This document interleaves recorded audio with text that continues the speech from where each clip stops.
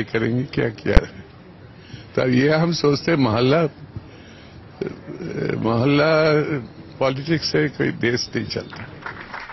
दिल्ली की सत्ता हासिल कर देश की सियासत बदलने का दम भर रहे केजरीवाल का रास्ता अब दुश्वारियों से भर गया है। चुनावी वादे पूरा न करने की सूरत में आलोचना तो हो ही रही है, वादे पूरा करने की कोशिशों में भी परेशानियां कम नहीं। बिना अरविंद केजरीवाल का नाम लिए राष्ट्रपति ने नसीहत दी है कि किसी को भी संविधान के दायरे के बाहर जाने की इजाजत नहीं है।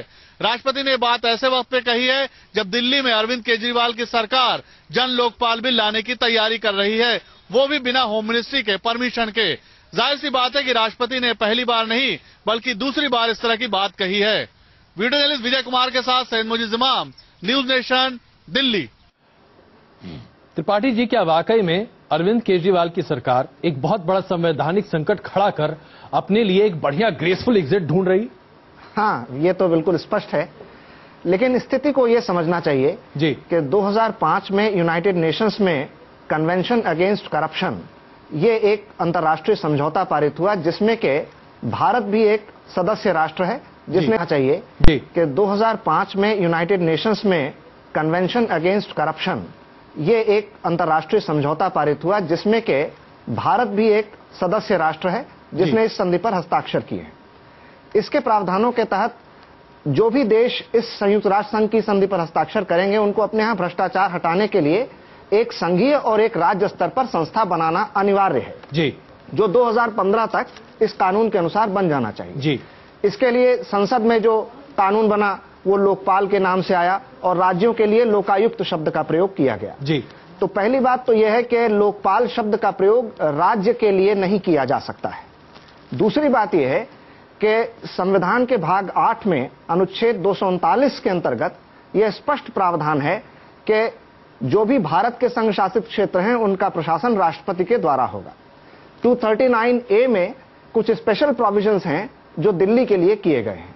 आज की तारीख में भी दिल्ली एक यूनियन टेरिटरी है जी। वो सेमी स्टेट भी नहीं है जी, बल्कि वह एक संघ शासित क्षेत्र है और संघ शासित क्षेत्र में राष्ट्रपति के प्रतिनिधि के रूप में उपराज्यपाल शासन करते हैं जी। जिस प्रक्रिया के तहत 239AC में कहा गया है कि दिल्ली विधानसभा यदि कोई भी कानून बनाना चाहती है तो उसका मसौदा पहले राष्ट्रपति के माध्यम के पास उपराज्यपाल के द्वारा जाएगा जी, उनकी अनुमति ली जाएगी जी, और तभी वो कानून पारित हो पाएगा। बिल्कुल। अब यहाँ पर यह मनाही नहीं है कि क्या दिल्ली के मुख्यमंत्री या उनकी मंत्रिपरिषद अपने से बिना उपराज्यपाल की मंजूरी लिए या बिना राष्ट्रपति की मंजूरी लिए कोई कानून ऐसा रख सकते हैं संसद में या अपने विधानसभा के सदन में जी। तो रख तो सकते हैं, पारित भी अगर हो जाता है तो उसका कोई संवैधानिक औचित्य नहीं है, क्योंकि वह अपने आप में संविधान के विरुद्ध किया गया कार्य होगा और नियम कायदे कानून संविधान के तहत ही बनाए जा सकते हैं। शून्य और निर्वात में कानून नहीं बनते हैं।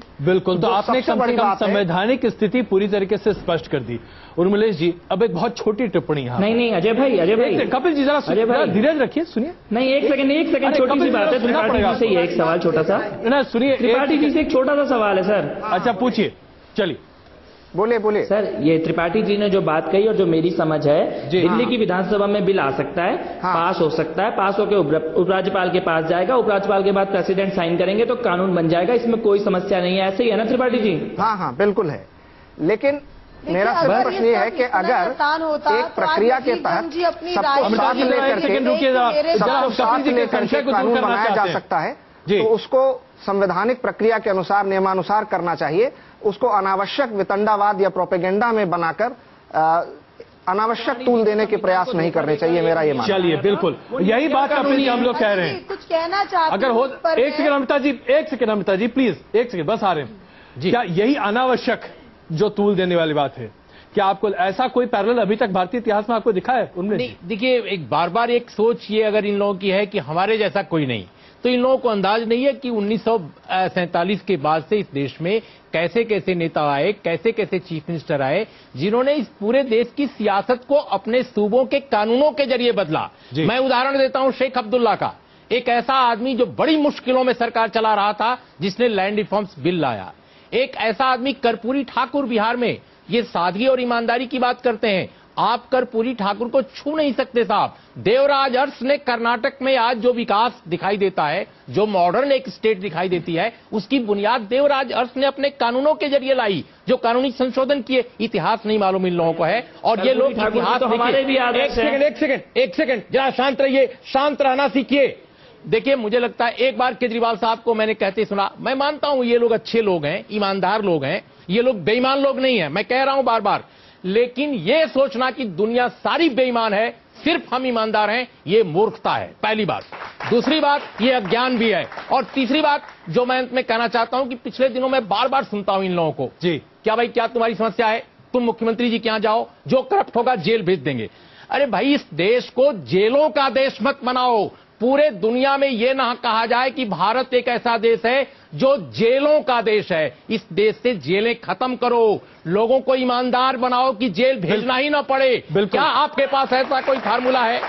क्या आपके पास ऐसा फार्मूला है कि आप लोगों को ईमानदार बनाओ? आप कह रहे हो कि भ्रष्ट बनाएंगे। उर्मिलेश जी, जो बात आपने कही, लोग तो ईमानदार है सर, नेता बेईमान हो गए थे, हम नेता बदल रहे हैं इस देश के। अच्छा चलिए, तो आम आदमी को भी नहीं जीने दोगे भाई इस तरह करके।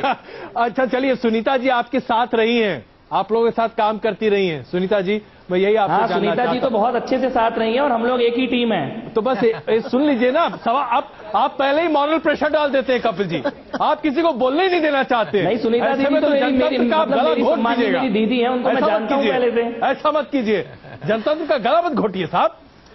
सुनीता जी, अरे सर कैसे, इसमें मतलब ये तो दोस्ती है सर। हाँ देखिए, बात ये है कि ये पार्टी जिस सिचुएशन में आई, हाँ, और उसके बाद अब जितना भी ये जो भी कुछ आप पार्टी कर रही है, इसने चोर चोर चोर चोर कहना शुरू किया, चोरी हो गई, चोरी हो गई, वो चोर है, वो चोर है, वो चोरी हो गई। अब पकड़ाए या नहीं पकड़ाए वो बात की बात है, लेकिन अभी क्या हुआ, इनके पास टाइम नहीं था।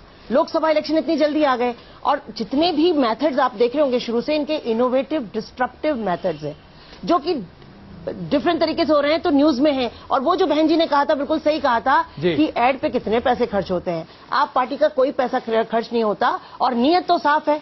अब काम नहीं हो पा रहा है क्योंकि टेलीविजन स्टूडियो में डिस्कशन करते रहिए और छाते रहिए सुर्खियों में। आइए जरा जनता के बीच में थोड़ी सी चले। क्या आपको लगता है कि जेल भरो आंदोलन हो जाएगा यहाँ पर? जिस हिसाब से केजरीवाल जी कह रहे हैं उस हिसाब से तो हो जाएगा, पर मेरा खाली एक छोटा सा सवाल ये है, जैसा त्रिपाठी जी ने कहा, जो प्रोसेस उन्होंने बताया, जो कपिल जी ने एक्सेप्ट किया कि वही प्रोसेस है, तो भाई फिर झगड़ा किस बात का है? आप क्या कहें? एक सेकंड सही, केजरीवाल साहब को सब चाहते हैं कि वो काम करें, और जैसे जो प्रोसेस बताया गया उस तरीके से काम करें, तो किसी तरह की कोई कंट्रोवर्सी नहीं, लेकिन वो खुद कंट्रोवर्सी क्रिएट करना चाहते हैं, ये थोड़ी दिक्कत है। आप बताइए साहब, यहाँ जी आप बताएं। सर, मेरा ये कह रहा है कि अगर केजरीवाल 2014 लोकसभा चुनाव पर अपनी नजर टिकाए हुए हैं और उसी को देखकर सब कुछ कर रहे हैं, तो कांग्रेस और बीजेपी उनको सफल क्यों होने देना चाहती है? चलिए, ये सवाल वाकई में ये सवाल वाकई में बहुत छोटा छोटा जवाब, इससे पहले कि हम इस शो को खत्म करें। अमिता जी, आप लोग इनको सफल क्यों बनाने पर लगे हुए हैं? देखिए, बात सफल बनाने की नहीं है, बात शासन देने की है। अगर दिल्ली की सरकार यहाँ पर नहीं मिलती तो जनता आज सरकारहीन हो जाती, और उस समय समस्या शायद ज्यादा बढ़ जाती। आज लोगों ने उम्मीद लगा रखी है कि शायद हमारा वो वादा पूरा होगा, लेकिन प्रॉब्लम क्या आ जाती है कि जब ये हर एक सवाल को मैं ऐसे, अगर मैं आपके सामने इस सवाल को ऐसे रखूं, इसमें विरोध आपके और बीजेपी के सामने ये सवाल है, ये बार बार कहते हैं भेड़िया आया, भेड़िया आया, भेड़िया आया, आप क्यों परेशान होते हैं? आने दीजिए भेड़िया को, देने दीजिए इस्तीफा इनको। गलत थोड़ी ना करने देंगे। आप क्या चाहते हैं कि हम लोग विरोध भी ना करें अगर कुछ गलत कर रहे हैं तो? हमने मौका दिया काम करने का, काम चलिए, तो आप अभी समर्थन देते रहिए, बिल्कुल ठीक है। बिन्नी साहब, इस्तीफा दे देना चाहिए अरविंद केजरीवाल जी को, अगर इतना ही डर लग रहा है तो? दरअसल मुझे लगता है कि उसको रोका किसी ने नहीं है। अगर उनको लगता है कि मैं सरकार नहीं चला सकता हूं तो तुरंत रिजाइन कर देना चाहिए, और दिल्ली की जनता को बता देना चाहिए। बोलते हैं तो हंसी आती है मेरे को, लेकिन मैंने झूठ बोल दिए, झूठे वादे कर दिए, तो उन सब चीजें स्पष्ट बता के मना कर दीजिए। मजाक बन गए बिन्नी साहब दिल्ली में, जनता को मूर्ख मत बनाइए। आसिफ साहब, बिन्नी साहब आप मजाक बन चुके हैं। मजाक कपिल भाई आप करते हैं, आपने अपनी मम्मी के साथ मजाक किया, आप छोड़ के चले आए उनको। देखिए, लक्ष्मी नगर जाओ सर, थोड़ा काम करो, अच्छा लगेगा। आइए जरा चर्चा पे वापस आते हैं। कपिल जी, बहुत जबरदस्त तरीके से आप चर्चा को एकदम इधर कर देते हैं, बहुत माहिर है आप लोग, मान गया। आसिफ साहब, किसी ने रोका है क्या अरविंद केजरीवाल जी को इस्तीफा देने से? किसी ने नहीं रोका और मैं समझता हूं कि उन्हें 16 तारीख का इंतजार नहीं करना चाहिए जी। मैं तो चाहता हूं कि कल ही वो पैकअप कर लें, सेक्रेटेरिएट का वो कंपाउंड खाली कर दें जी। कल 5 बजे तक। नहीं, ये काम उनको 16 तारीख को भी करना पड़ेगा। अब धमकियों से देश नहीं चलेगा, धमकियों से सरकार नहीं चलेगी जी। प्रैक्टिकल लाइफ में जो वो जिस तरह से एक ब्लैकमेलिंग का धंधा कर रहे हैं, ये ब्लैकमेलिंग बहुत ज्यादा अब इससे सरवाइव नहीं कर पाएंगे। मुझे लगता है कांग्रेस के एमएलए जरूर हैं आप जी, लेकिन इनकी बातों से इनकी पार्टी सहमत नहीं है, क्योंकि अभी भी कांग्रेस पार्टी के एक बड़े सेक्शन को अंदाज लग रहा है कि शायद मोदी साहब या बीजेपी के रास्ते में लोकसभा चुनाव में थोड़ी बहुत मदद केजरीवाल के रहते मिल सकती है, और यही कारण है कि वो कांग्रेस लगातार उनको समर्थन देती आ रही है। बिल्कुल सुनीता जी, उनके कांग्रेस की तो मजबूरी हो गई है जी आप पार्टी को समर्थन देना। खूब सुन भी रहे हैं, लेकिन नहीं, समर्थन नहीं हटाएंगे, क्योंकि उनके तो जैसे सांप के मुंह में छुटना, ना निगलने का ना बोलने का। उनको सिर्फ बीजेपी को दूर रखना है, चाहे कुछ हो जाए। लेकिन आपने व्यक्तिगत अनुभव से बताइए, अरविंद केजरीवाल जो बार बार धमकी देते रहते हैं, पहले भी देते रहते थे क्या?